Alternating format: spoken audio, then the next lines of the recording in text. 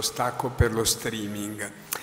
Allora, io ringrazio Elisabetta perché è stata davvero di parola non solo nel tempo ma anche nei contenuti, e la ringrazio anche per la solita capacità di mettere le dita nelle piaghe, che non sono poche, ma d'altra parte sono i problemi che dobbiamo risolvere.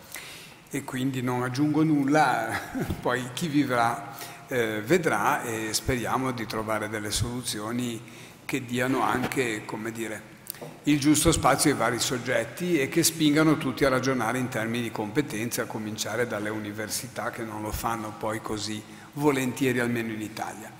Allora adesso Joël parlerà in un francese più lento dell'italiano di Elisabetta, e io tradurrò invece molto velocemente. A toi la parole, merci d'être ici avec nous. Donc bonjour à tous. Comme je remercie Mauro Palumbo pour sa présentation, pour les personnes qui sont arrivées en retard ou qui sont arrivées en cours de présentation.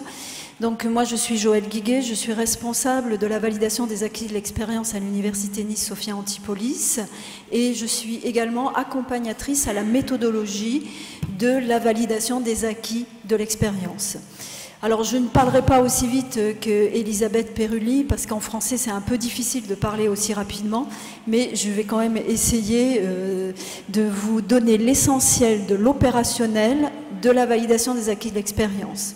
Lei è non soltanto il responsabile di questo servizio, ma anche un consulente che interviene nell'accompagnamento delle persone che fanno questo percorso, che come vedrete è un percorso sia cartaceo ma anche un percorso di maturazione intellettuale, di riflessione delle persone sulle loro acquisizioni.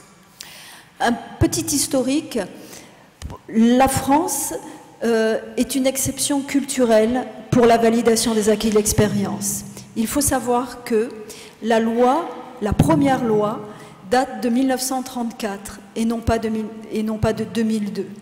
En 1934, il y a une première loi, grâce au Conservatoire national des arts et métiers, qui met en place la validation pour les ingénieurs, c'est-à-dire pour des personnes qui ont un niveau 1 au niveau de la nomenclature des diplômes.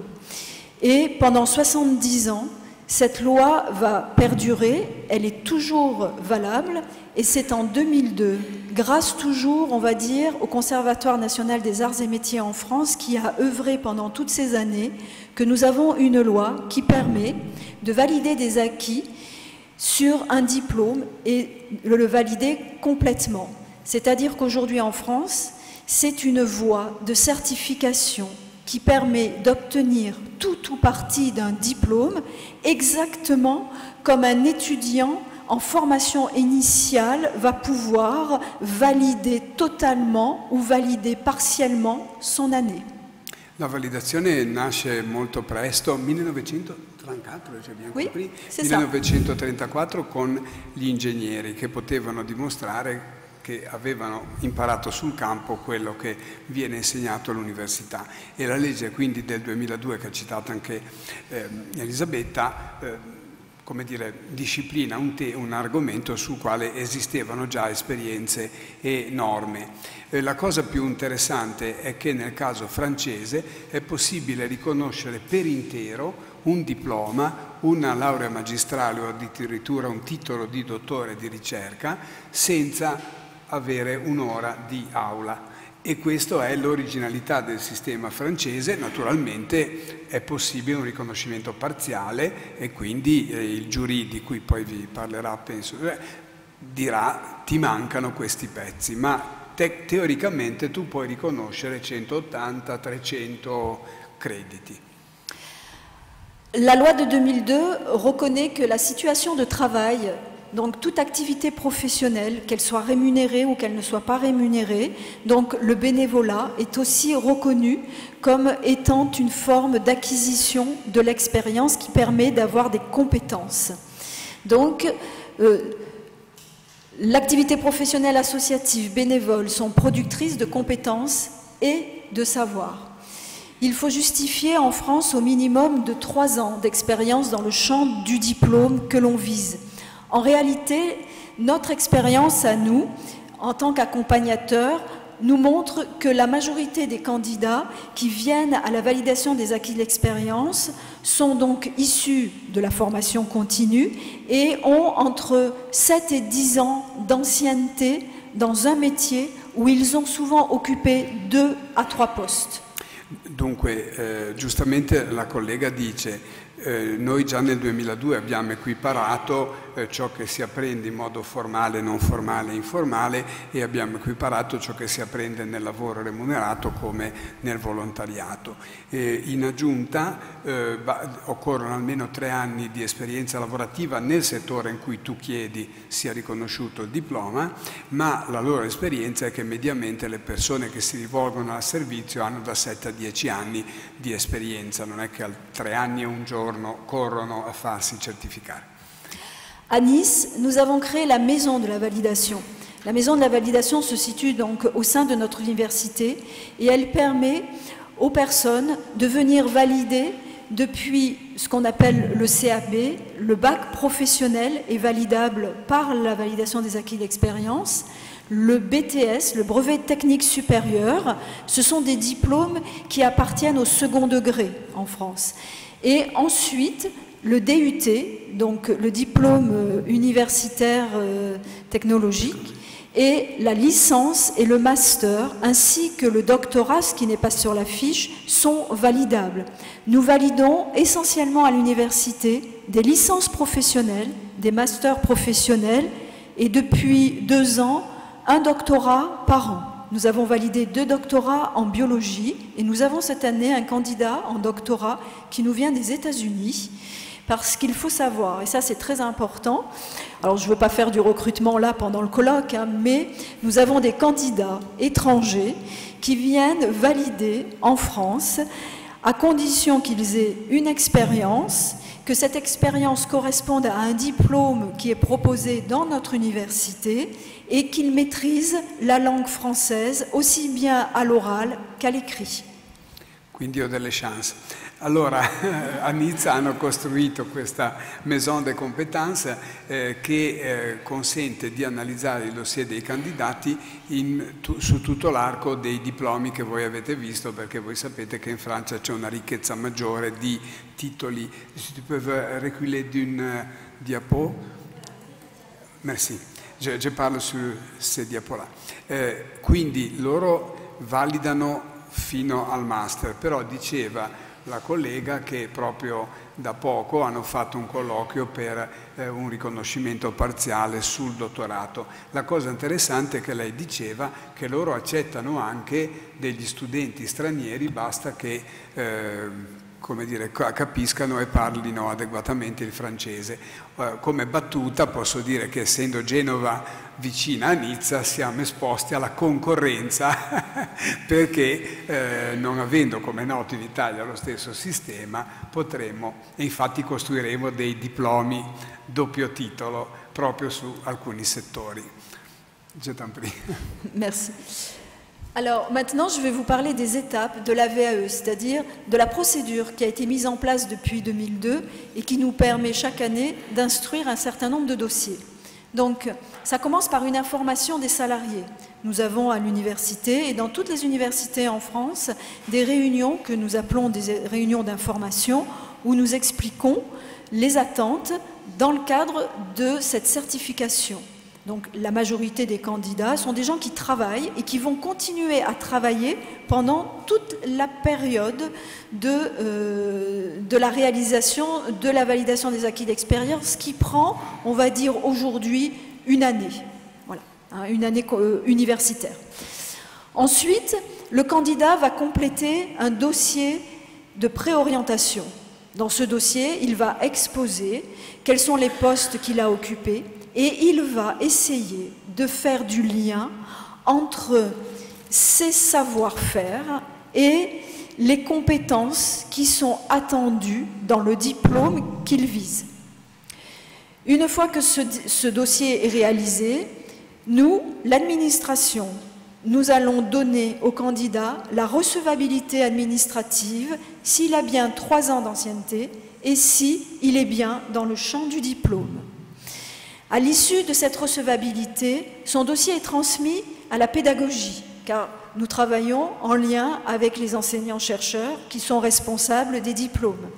Donc l'enseignant-chercheur va venir valider derrière l'administration et nous dire si le candidat est bien dans le champ du diplôme et si il y a une réelle faisabilité de faire cette voie de certification et d'obtenir tout ou partie du diplôme. En règle générale, il faut que le candidat ait 80% du diplôme pour avoir un avis favorable. Il faut aussi qu'il soit situé au bon niveau. Souvent, il y a des hésitations entre, on va dire, une licence professionnelle, un M1, l'ancienne maîtrise, ou un M1 et un master. Allora, loro alternano dei momenti di gruppo con dei momenti individuali, non solo a Nizza ma in altre esperienze che io ho visto. Allora cosa fanno? Danno delle informazioni per sensibilizzare le persone ma anche per dargli un primo orientamento. Poi le persone fanno un primo lavoro più individuale in cui a partire dalla loro esperienza di lavoro cercano di vedere se dalla parte dell'università si ritiene che loro possano o meno intraprendere questa strada. Questa parte viene fatta da consiglieri specializzati ma viene poi validata da colleghi universitari, no? E questo è uno dei tanti esempi.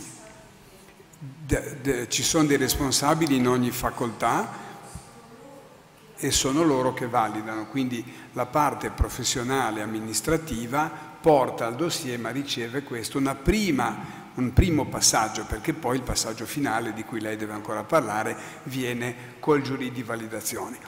Quindi a questo punto c'è già un'operazione maieutica perché le persone sono invitate a riflettere su come le cose che sanno fare o hanno imparato a fare abbiano dei riflessi sulle cose che l'università insegna. Quindi c'è una operazione che è molto trasformativa. Noi l'abbiamo sperimentata a Genova e non dico che ha delle dimensioni quasi di seduta di psicoterapia, ma sono dei momenti che non sono banali di tu mi dici e io ti rispondo, ma comportano una trasformazione anche della persona e funziona bene quando c'è almeno l'80% di riconoscibilità nei percorsi che loro hanno individuato. Ovviamente loro ti dicono anche dove è meglio che tu ti posizioni su una laurea triennale, su un diploma tecnico, per cui ti orientano non solo rispetto ovviamente al tema ma anche al tipo di titolo.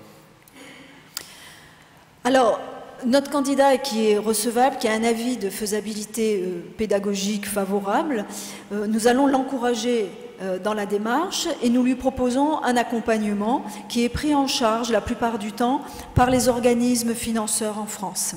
Donc cet accompagnement consiste à l'aider à préparer les deux étapes de la VAE, l'étape écrite et l'étape orale. L'étape écrite consiste à réaliser un dossier professionnel. Ce dossier professionnel, non, justement, il ne doit pas être trop épais. Ce dossier professionnel, je vais vous en parler un petit peu plus loin dans la présentation. Il consiste à mettre en évidence unité d'enseignement par unité d'enseignement ou bien globalement, ça dépend des diplômes, hein, la connaissance, parce qu'on a des candidats qui ont déjà souvent des diplômes, ils n'arrivent pas forcément sans diplôme à l'université pour valider un autre diplôme, et également comment ils ont acquis les savoir-faire. Pendant la démarche de l'accompagnement, il se passe ce que j'appelle une sorte de métamorphose, c'est-à-dire que le candidat arrive en sachant écrire et décrire son expérience. Mais l'accompagnement va l'aider à prendre du recul, de la distance, pour qu'il comprenne bien comment il a acquis la compétence et éventuellement, et ça c'est vrai pour l'université, éventuellement il est amené à faire des recherches en termes de théorie pour pouvoir analyser sa propre pratique. Sì, loro nell'accompagnamento cercano proprio di favorire questa metamorfosi e di cercare di sviluppare una specie di epoché per cui la persona prende le distanze da quello che sa fare e cerca di capire qual è la teoria che ci sta dietro e in che misura padroneggia la teoria. Chiaramente dopo che c'è il primo ok da parte dei docenti, l'accompagnamento è un percorso fortemente cooperativo che però lascia molto protagonista la persona, non c'è mai la sostituzione e si preparano un dossier scritto e una prova orale che poi sosterranno presso i giurì. Alors nous les préparons aussi à l'oral, hein, une fois qu'ils ont rendu leur dossier écrit, eh bien, nous les aidons, mais du point de vue méthodologique. Hein, on ne fait pas de préparation à l'oral spécifique diplôme par diplôme, c'est quelque chose d'impossible à l'université, mais d'un point de vue méthodologique, voir quelle est la meilleure stratégie par candidat en termes de présentation. Di fatto loro aiutano il candidato a costruire una sua strategia di presentazione, ma non gli danno delle ricette valide per tutti, ciascuno deve trovare la sua strada. Donc notre accompagnement est de 20 heures et il y a effectivement un coût et un financement qui est très bien pris en charge en France parce que les employeurs en France apprécie d'une certaine manière la validation des acquis de l'expérience qui permet au candidat de rester sur son poste. Mais également, nous avons des candidats qui font de la VAE sans que l'employeur le sache. Di solito questi percorsi sono condivisi con le imprese, ma ci può essere una persona che intraprende questa strada senza che il suo datore di lavoro lo sappia. Non è banale perché il percorso è pagato, deve essere pagato, quindi se è fatto in accordo con l'impresa utilizzi le risorse dell'impresa. Se è fatto, non dico di nascosto, ma individualmente, autonomamente, te lo paghi, credo, di tasca tua. È giusto? Giusto. Alors, quel est l'intérêt pour le salarié ? Eh bien, dans le cadre de la VAE, il faut toujours avoir une motivation et un projet. Ça fait partie du texte de loi de 2002. Évidemment, il s'agit de reconnaître sa valeur professionnelle. Il s'agit aussi pour lui d'évoluer, soit au sein de son entreprise, comme on vient de le dire, soit ça va lui permettre de sortir de son entreprise et d'avoir un renouveau et d'aller vers voir un autre métier, c'est-à-dire il clôture, soit il reste dans son métier et il va chercher un autre emploi. Vedete le motivazioni che può avere di riconoscere quello che già ha come valore professionale, evolvere, perché se non sai da dove parti non sai dove ufficializzare un livello di competenze che magari è riconosciuto nella pratica ma non formalmente, anche fare una riconversione. Alcuni rimangono sul lavoro che fanno, altri lo cambiano e anche, e non è banale per noi che ci occupiamo di formazione, costruire un percorso formativo, perché se non so dove sei arrivato e dove vuoi arrivare, come faccio a darti il percorso? Il y a aussi un autre aspect pour la VAE. Nous avons des candidats qui font une VAE sur une licence professionnelle et à la suite de la VAE, ils vont faire une reprise d'études et faire un master. Questo è il campo di Jospin e ci sono anche dei casi di ripresa di studio, cioè tu hai dei titoli che non ti danno già una licenza, ma che ti permettono di riprendere gli studi da un certo punto in avanti e anche questo non è banale perché molti adulti sentono questo bisogno una volta maturata un'esperienza professionale. Alors, vous avez à l'écran une synthèse, un schéma de synthèse, donc la recevabilité, la vie pédago, le mémoire. Dans ce mémoire, la motivation et le projet, l'analyse du parcours, le rapprochement entre le diplôme et les compétences, les preuves, car il faut apporter un certain nombre de preuves aussi matérielles, mais pas uniquement, et un résultat. Donc la VAE, qu'est-ce que c'est au bout du compte? C'est, on va dire, chez nous à Nice, 60% de VAE total, 25% de VAE partiel, et puis entre 10 et 15% de personnes refusées en VAE chaque année sur un niveau universitaire qui est quand même pas n'importe quel niveau puisque les refus sont le plus souvent sur des masters, c'est-à-dire des bac plus 5, des niveaux 1. Vedete tutte le tappe nella memoir, tu devi mettere in evidenza la motivazione per cui tu fai questo, il percorso che ti ha portato a costruire le tue competenze e anche come è stato fatto l'avvicinamento tra le cose, le tue competenze e il percorso che hai scelto e ovviamente le prove che tu sai fare, le cose che hai detto. E la VAE può essere rifiutata, può essere parziale con ripresa di studi o totale. Nella loro esperienza di Nizza un 60% è totale, un 25% parziale, giusto? E un 10-15% rifiutata, che però può portare comunque a degli inserimenti diversi in percorsi formativi. Cioè una battinette. Bello, no? Come te? Alors, dans le cadre de la VAE partielle, parce que lorsqu'un candidat obtient une VAE partielle, vous allez me poser la question de savoir qu'est-ce qu'il devient.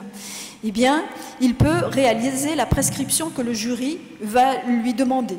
La prescription, ça peut être du suivi de cours, ça peut être le plus souvent du tutorat, avec quelqu'un qui va l'accompagner personnellement du point de vue pédagogique sur une recherche, sur les manques et la réalisation soit d'un mémoire, soit de petits mémoires. Questo è molto bello quando la validazione è parziale, non è detto che ti dicono devi fare questi 3 corsi, ma possono dirti costruisci una specie di tesi su questi aspetti che rappresentano le tue debolezze, oppure possono costruire dei percorsi personalizzati, costruiti su quello che è ciò che ti manca, anche perché, non l'ho tradotto prima, questi percorsi tu li fai mentre continui a lavorare, quindi devono essere percorsi potabili per un lavoratore.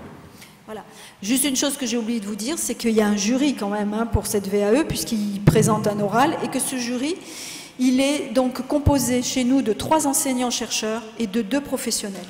Questo è molto interessante, io l'ho visto anche all'opera, il jury che ti dà la validazione del titolo parziale o totale è costituito da una prevalenza di docenti, ma ci sono sempre dei professionisti della materia. Io l'ho visto fare a Rennes 2 per degli insegnanti, una maestra che voleva il titolo e una insegnante di lettere che voleva il titolo in lettere moderne. C'erano dei professori, dei dirigenti scolastici e la maggioranza ovviamente era il palumbo della situazione, il presidente del corso di studi in cui volevano ottenere il titolo e un professore esperto di quel tema. Quindi c'è sempre una maggioranza di docenti, ma assieme a dei professionisti, che è un sistema che ad esempio in Portogallo invece no, perché lì sono solo professori, per esempio.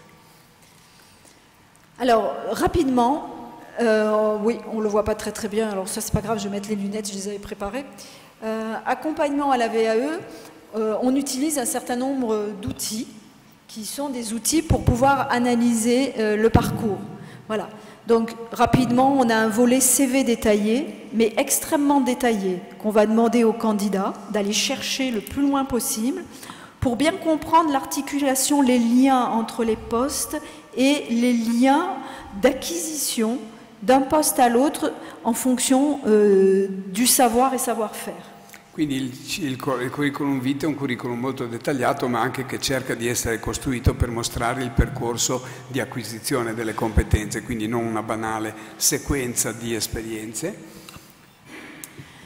Ensuite, on lui fait établir aussi un tableau, une sorte de tableau croisé, où il va, alors je crois que je l'ai derrière, voilà. Alors ça, c'est un tableau que nous avons construit et qui est toujours différent d'un candidat à l'autre, pour une licence guide conférencier, où d'un côté, il y a les savoirs et de l'autre, l'expérience en lien, les savoir-faire qu'il pense avoir acquis. Je dis bien qu'il pense. Questa non ve la traduco, è una bella matrice di come il mestiere che hai fatto può essere ricondotto a una serie di conoscenze che il diploma ti dà. Io ci stavo provando ieri nel mio servizio di apprendimento permanente, insomma, chi ci vuole provare auguri, non è banale, n'est pas banal ça. Ouais. Voilà, et on travaille également avec chez nous le répertoire opérationnel des métiers, parce que le répertoire opérationnel des métiers nous permet aussi de trouver l'ensemble des compétences et de faire un portefeuille de compétences qui est individuel et qui va permettre de croiser avec les compétences du diplôme. E poi devono costruire un referenziale di competenze che sia però tagliato sulla persona e dall'altro aderente a quello che richiede il diploma, quindi un altro lavoro non semplice, anche perché loro aiutano il candidato a farlo, non è che glielo fanno loro. Mi spiego? N'est pas vous qui faites les choses, mais c'est le candidat qui va apprendre à le faire, oui. Et vous adressez, corrigez, mais ne substituez jamais les personnes. Nous ne sommes pas des formateurs, nous sommes des accompagnateurs. C'est pas du tout la même chose, c'est une forme de coaching, mais du coach universitaire qui effectivement amène le candidat à réfléchir sur son propre parcours pour le comprendre et prendre du recul. Tout ce qu'il a fait n'est pas forcément bon. Ou utilisable pour. l'accompagnatore è una figura molto particolare, non è un formatore, quindi ti accompagna, nelle loro pubblicazioni scrivono sta un passo indietro rispetto alla persona, quindi lo aiuta, ma è la persona che deve fare il percorso, quindi è molto interessante anche il modo in cui lavora. Voilà. Mais je ne vais pas développer parce que ça prend beaucoup de temps, mais effectivement la partie accompagnement est passionnante. Alors, voilà. Donc là, je vous donne pour finir quelques chiffres. Donc du CAP au BTS, le taux de validation total est de 72%, 17% en partiel et 11% de refusés. Et du DUT au master, on a aujourd'hui 60%, je l'ai dit, 26% et 14% en refusés. Il faut savoir quand même une chose, c'est que sur Nice, qui est une université qui se place dans les 5 premières pour la validation des acquis de l'expérience, on a à peu près entre 100 et 120 personnes par an. C'est un peu de la haute couture que nous faisons. Mais nous avons toujours un flux dont M. Boisse va vous parler, qui est toujours à peu près le même. Et nous avons de plus en plus de demandes en master. Loro sono la quinta università per quantità di validazioni che fanno, vedete i risultati e lei dice che hanno un flusso abbastanza continuo da un po' di anni a questa parte, e poi quello di cui parlerà Jean-Christophe. Voilà, je vous remercie pour votre attention et je pourrai répondre tout à l'heure avec Jean-Christophe à vos questions si vous en avez. Merci. Grazie Joël. Jean-Christophe.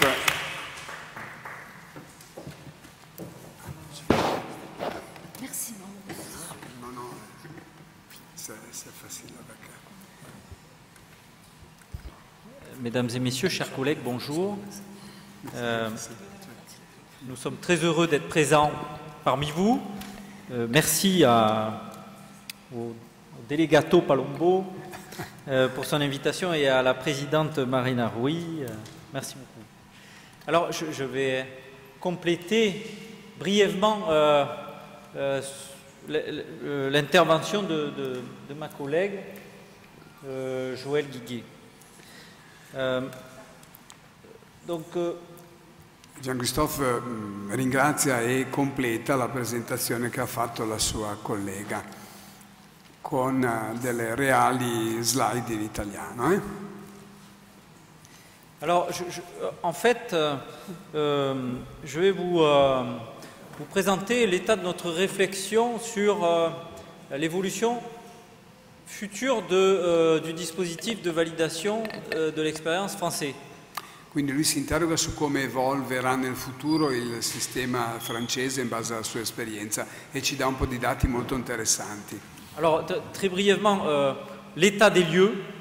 Donc, j'avais préparé un certain nombre de graphiques, mais je ne vous en montrerai qu'un seul, parce qu'ils se ressemblent tous.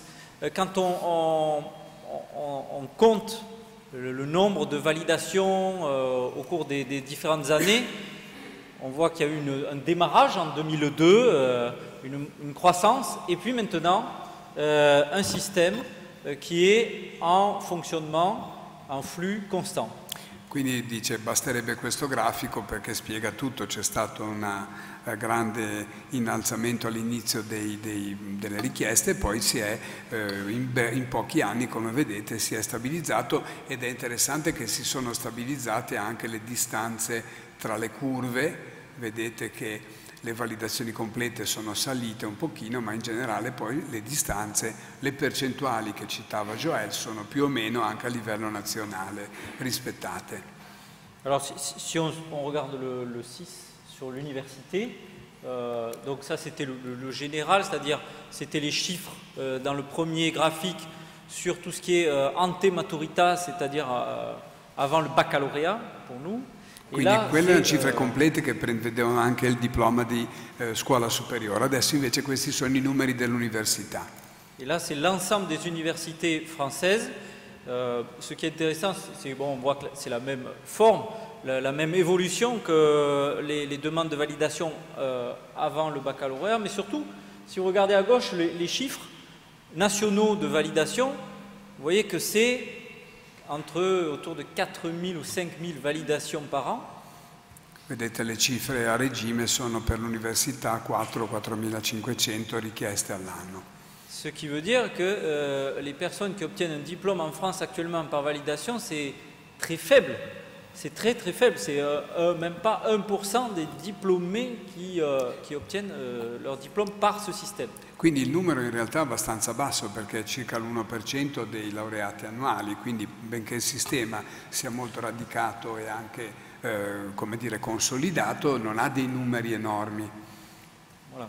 Donc ça c'est le constat. Après bon, on pourrait parler du profil des personnes qui font ces validations, qui sont-ils? Bon, mais je vais plutôt vous parler tout de suite de comment on voit la suite, puisque ce dispositif de VAE, de validation, bon, il a 14 ans maintenant, c'est un adolescent, et on va vous dire comment on pense quelle personne ça sera dans 6 ans, ça sera un adulte. Quindi lui dice, in fondo è un 14enne questo sistema, cosa ci aspettiamo che diventi da maggiorenne? Cosa c'è dietro l'angolo, direbbe Costanzo, avrebbe detto. Donc je peux aller à la 12, directement.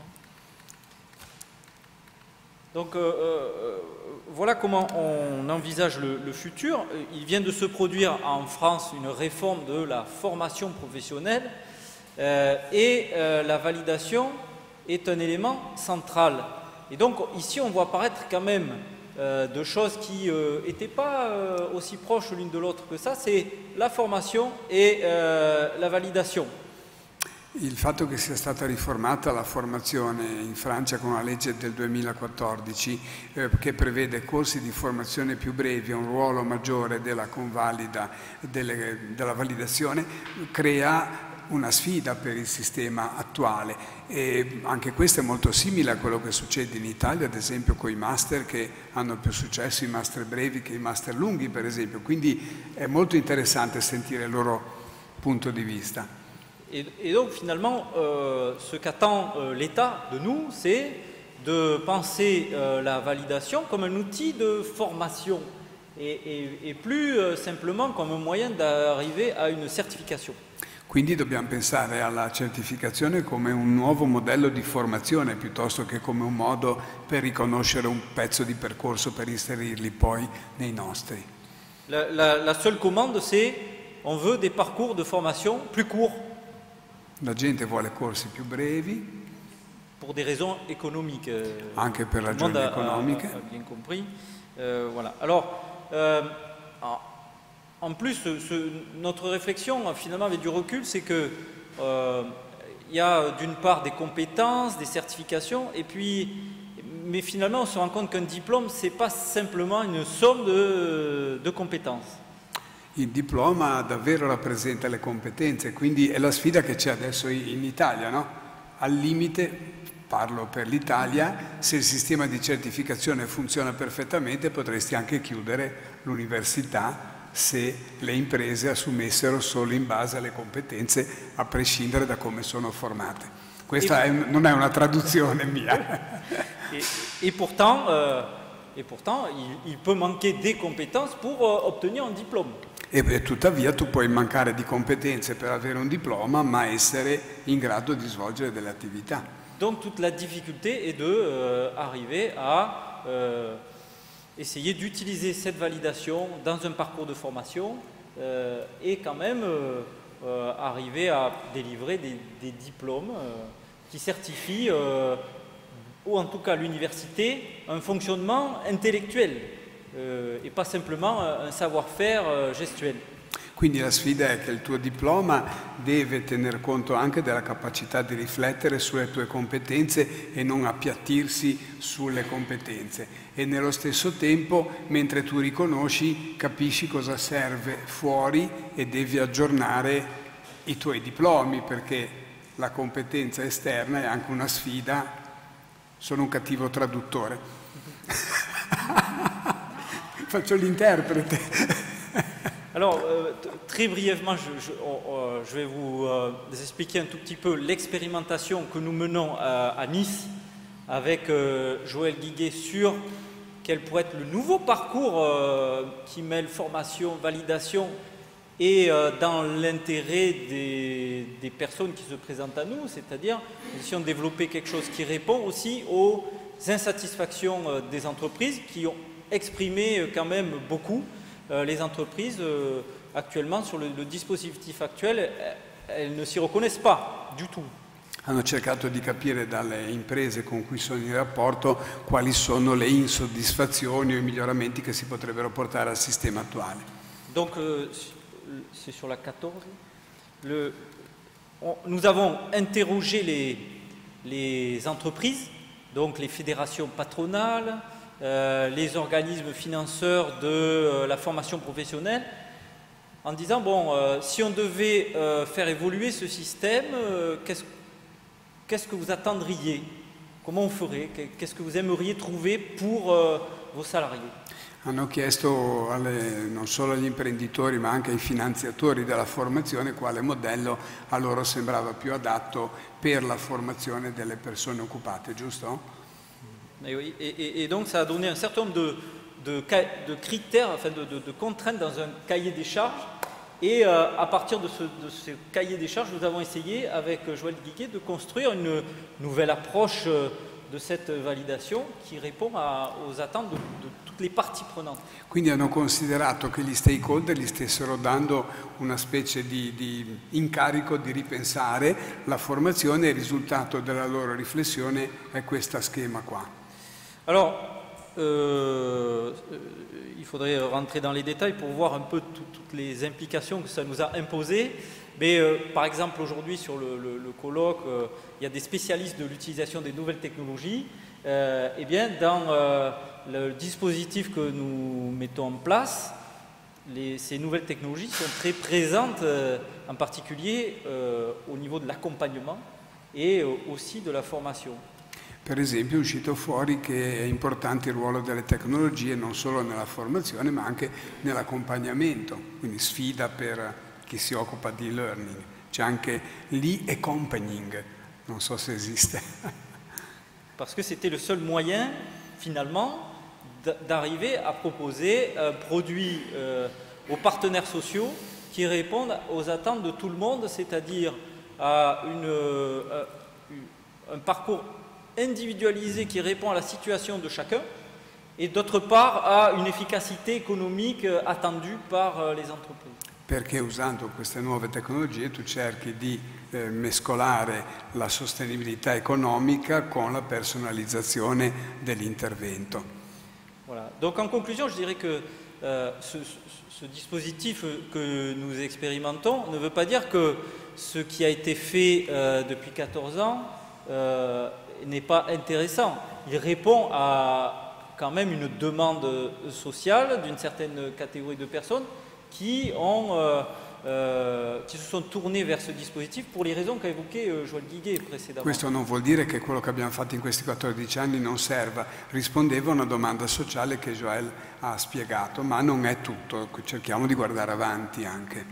Mais ce que nous ambitionnons, c'est de dire le dispositif de validation s'est imposé aux universités en 2002 par la réforme du Code du travail.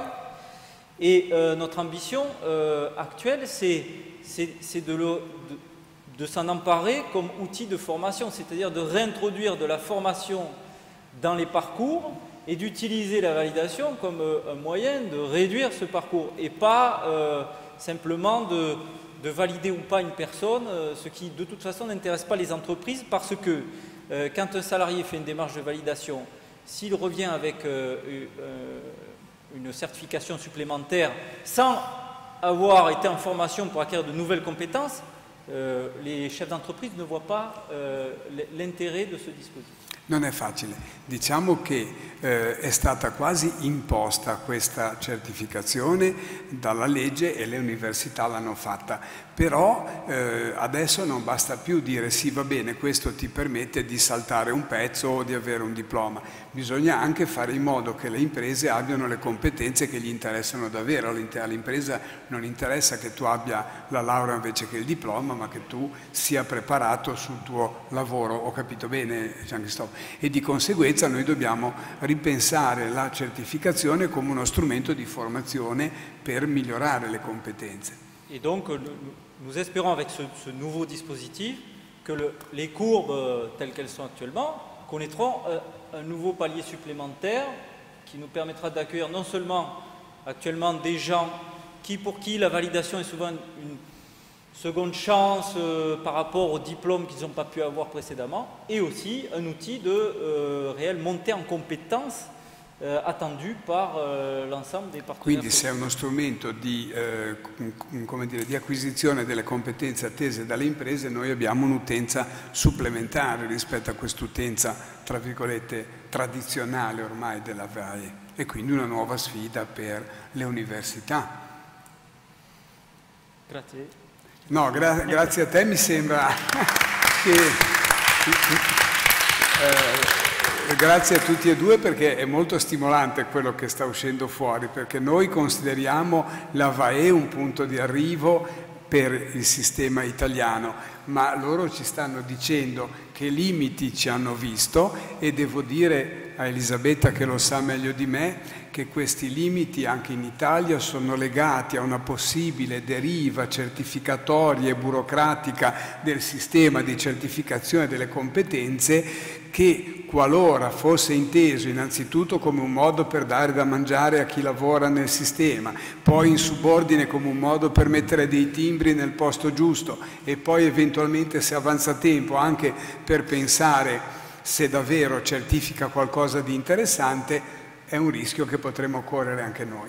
Se riuscissimo, come dire, Hirschman, arrivando per ultimi, a utilizzare esperienze come quella francese, potremmo cercare di fare invece della certificazione uno strumento di formazione delle nuove competenze. Conoscendo i nostri politici e il nostro sistema, sono certo che questo accadrà. Lo sto dicendo in streaming, non ho detto niente di male. Quindi grazie ancora, e mi scuso perché abbiamo sacrificato un po' i vostri